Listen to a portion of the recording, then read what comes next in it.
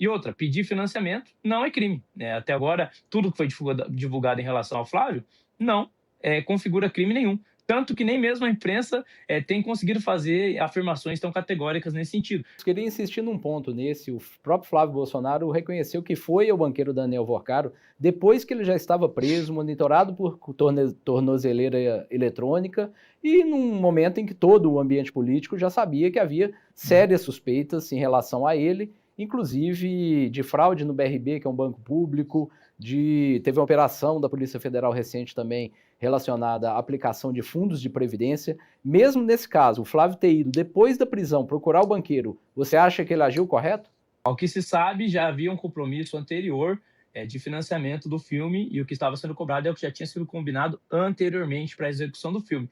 Mas, para além disso, o Flávio Bolsonaro assinou a CPMI para a investigação do Banco Master, para poder apurar quem está envolvido de fato nisso. Ele falou sobre corrupção. Eu acho que é uma coragem sinistra falar sobre corrupção numa semana, nesse período, onde o Flávio Bolsonaro, amigo dele, aí tá encalacrado nessa coisa do Bolsonaro, tá querendo se explicar, pediu dinheiro para fazer um filme, e aí depois o dinheiro não foi pro filme, aí era para financiar a vida simples lá do Eduardo Bolsonaro nos Estados Unidos. Então, eu acho que está faltando aqui a gente entender um pouco mais o que você acha dessa coisa do Bolsonaro, desse escândalo, porque o Vorcaro financiou a campanha do Nicolas Ferreira, andou de jatinho, não sei se financiou a sua campanha também, que você saiu candidato recentemente. Não financiou a campanha do Nicolas Ferreira, tá mentira. A gente precisava entender aí o que você está querendo dizer.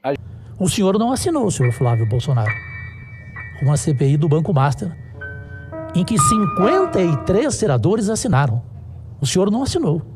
Se o senhor quiser assinar agora, o senhor será o 54º. Quem não deixar o like e não se inscrever é tomador de detergente. Eu acho que primeiro sem cabimento nenhum vir aqui falar que é o grande inventor da direita, assim, no Brasil. Acho que é um desconhecimento completo de história, como se a direita tivesse surgido agora no nosso país e com a internet. E, para além disso, eu acho que o que a gente vive hoje com a esquerda e que a gente vive com a juventude é exatamente o oposto, assim, e as pesquisas mostram isso. Eu queria ver essas pesquisas aí que ele tá falando, mas a juventude, ela se importa com a saúde, se importa com saúde pública, que isso é uma coisa que a esquerda defende, a juventude se importa com educação de qualidade, isso é uma coisa que a esquerda defende, a juventude está preocupada com boas condições de trabalho, e a gente agora, né, tem passado por essa mobilização e defendendo o fim da escala 6x1. Então eu não sei, assim, o que ele está querendo dizer quando ele pinta esse cenário aí tão favorável para os movimentos de direita. E eu acho que, enfim, é um pouco isso. Tá, eu vou fazer uma terceira pergunta, Lucas. Caso você quiser responder alguma das colocações da Júlia, fica à vontade. A terceira pergunta que eu queria fazer para ambos, e eu começo com você, Lucas, o que você vê como o futuro do seu movimento, o seu campo, da direita? O que você acha que tem que corrigir de rumo ou não tem que corrigir nada? O que aponta aí na sua cabeça que vai ser o futuro do campo político da direita aqui no Brasil? Bom, primeiramente, respondendo a minha adversária nesse debate, deixando claro, nós tivemos, sim, grandes expoentes da direita no passado. E o que aconteceu com esses expoentes? Eles foram marginalizados em termos acadêmicos. Por exemplo, um herói como o Carlos Lacerda, que foi aquele que derrubou Getúlio Vargas, o ditador, ele foi marginalizado na academia, tratado por historiadores como alguém que não é digno de ter a sua memória lembrada. Você tem grandes nomes como Roberto Campos, e Roberto Campos é um homem também marginalizado pela academia, que teve um papel importante no nosso país, foi marginalizado, exatamente por essa hegemonia que eu falei que o nosso país tem.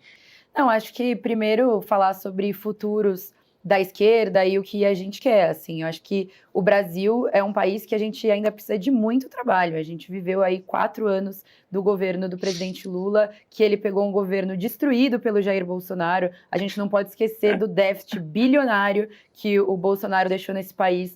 As 700 mil pessoas que morreram na pandemia porque ele não se dignou a ir atrás de vacina para a população. Então, assim, se você fosse ver a coisa do orçamento público, não tinha a política de valorização do salário mínimo, não tinha a Bolsa Família, ele destruiu o Brasil e acho que o trabalho que o Lula fez esse ano de reconstrução e de entregar ainda mais foi algo super importante, e acho que a gente precisa, ao longo desse ano e ao longo do Lula 4, que eu tenho fé que a gente vai conseguir aí reeleger o presidente Lula mais uma vez, é fazer um governo que seja ainda melhor para a nossa juventude, que a nossa juventude consiga estudar ainda mais. A gente sabe que o Lucas Pavonato não gosta muito aí de universidade pública, que ele adora ir nas universidades para reclamar com os estudantes, mas é um território aí importante para o desenvolvimento do Brasil. A gente quer um país que seja soberano, que seja bem desenvolvido, e para isso as universidades elas cumprem um papel fundamental. A educação cumpre um papel fundamental, e a gente acredita que esse é o caminho aí. A gente ainda tem um longo caminho, né? Superar o que foi. O Brasil viveu séculos aí como colônia, a gente viveu uma situação muito dura em relação à escravidão, que a gente ainda não conseguiu recuperar completamente. Então, nosso trabalho é árduo, mas eu vejo e acredito que o PT, que o presidente Lula é quem apresenta essas saídas, é quem consegue, de fato, pensar o país como ele é, ter uma conexão real com as pessoas e apresentar propostas e apresentar uma saída concreta e que coloque a gente no caminho certo.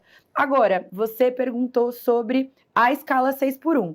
Eu acho eu tô cada vez mais convencida de que quem fala esses absurdos sobre a escala 6x1 nunca trabalhou de verdade ou nunca conheceu de fato quem trabalha na escala 6x1 assim, porque você, do ponto de vista do trabalhador, né, de quem tá lá, não consegue cuidar da casa, não consegue ficar com a família, não consegue estudar, só fica nesse trabalho que é praticamente um regime de servidão moderno aí. Então, eu acho que isso é uma coisa que é muito insensível até com os trabalhadores, quem não defende a escala 6x1. Isso é sobre dignidade das pessoas, é sobre as pessoas terem tempo para ficar com a sua família, é sobre as pessoas terem aí, poderem viver mesmo além do trabalho. E aí, já foi comprovado, inclusive, a escala 6x1, ela já foi derrubada em vários países. Na Alemanha, você superou esse debate da escala 6x1 no século passado. Em Portugal, eles até foram mais ousados, não é escala 5x2, é 4x3, você tem várias empresas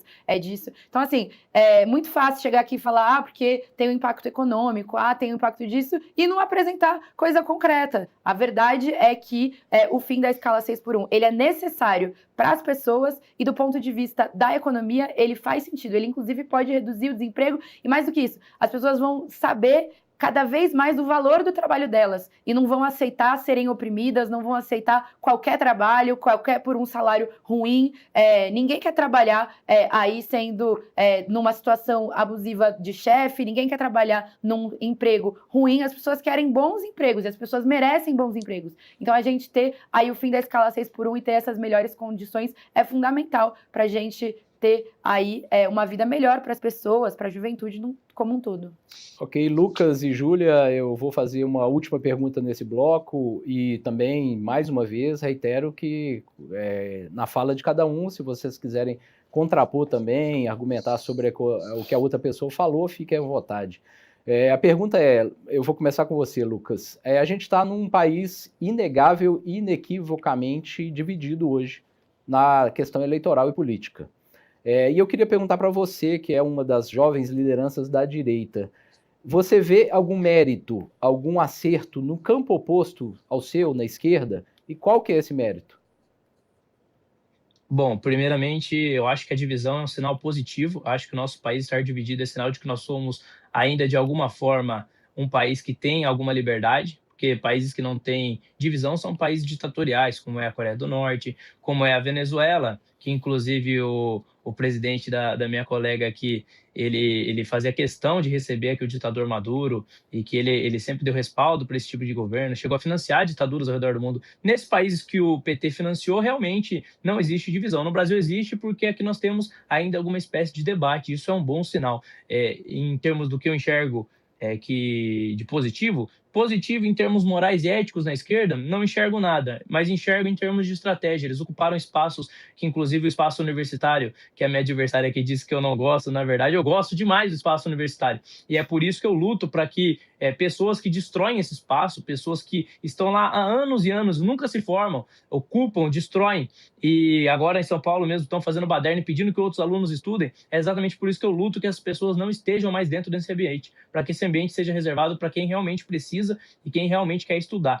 Para além disso, é gritante assim, a diferença que a gente tem aqui de preparo e de argumento, né? A minha adversária, ela coloca simplesmente, ela ignora primeiro aquilo que eu disse, então ela sai falando um monte de generalidade, sem considerar nada do que foi dito, falando que não teve proposta, sendo que eu estou dizendo exatamente de uma proposta para a gente acabar com a escala 6x1, o governo arcar com o custo. E é interessante que ela trouxe o argumento de Portugal. Portugal, e você tem estudos, depois ela pode até pesquisar, eu acho que ela já até deveria ter pesquisado antes de vir para o debate, mas você tem um estudo mostrando que Portugal, depois de acabar com a escala 6x1 na canetada, sem o governo tomar nenhuma medida para dar respaldo ao empresariado, o que aconteceu foi um aumento do desemprego, redução de salários e piores condições de trabalho, e isso está documentado por estudos. Então, assim, o exemplo que ela citou é exatamente um exemplo de que da forma que eles querem fazer é uma forma insustentável. Só que daí quando você propõe, olha, o governo então que cobra tanto imposto do cidadão, ele vai ter que arcar com o custo disso? Aí ela é contra. Por quê? Porque ela é defensora do agigantamento do Estado. E o agigantamento do Estado em um país onde o brasileiro paga 50% de imposto em consumo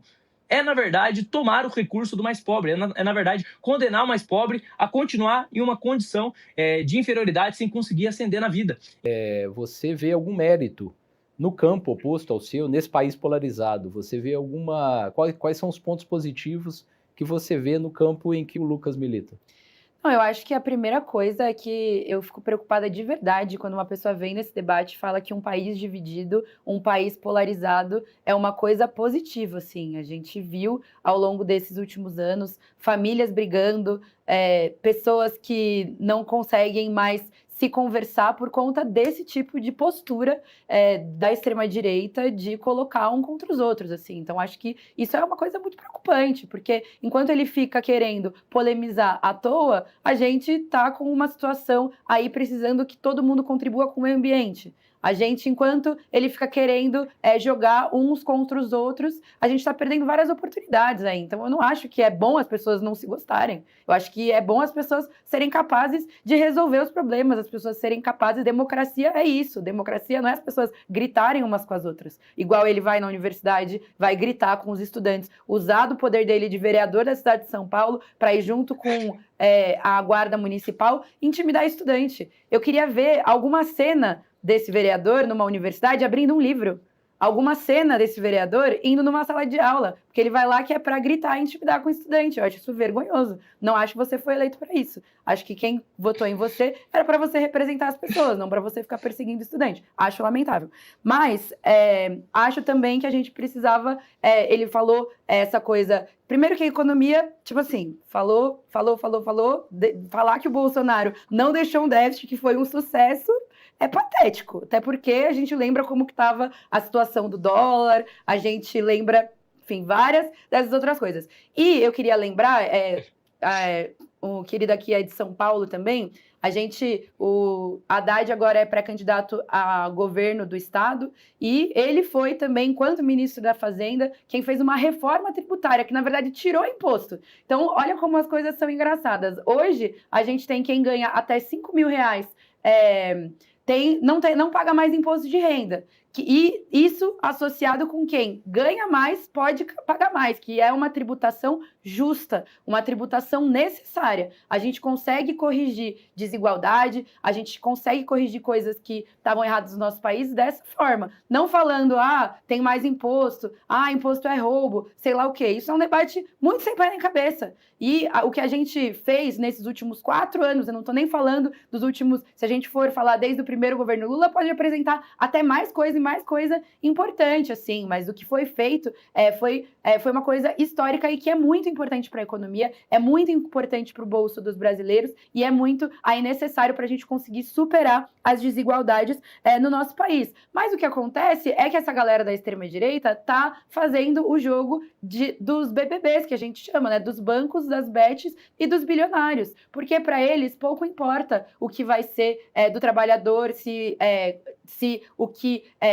a pessoa vai jogar na Bet, se vai gastar o salário dela, se vai ficar endividado e tudo mais. Não tá se importando com isso, só tá se importando em dividir. Ainda fica fazendo um discurso aí que é muito falando em vão sobre Deus, falando em vão sobre essas outras coisas. Então, acho que isso são coisas muito preocupantes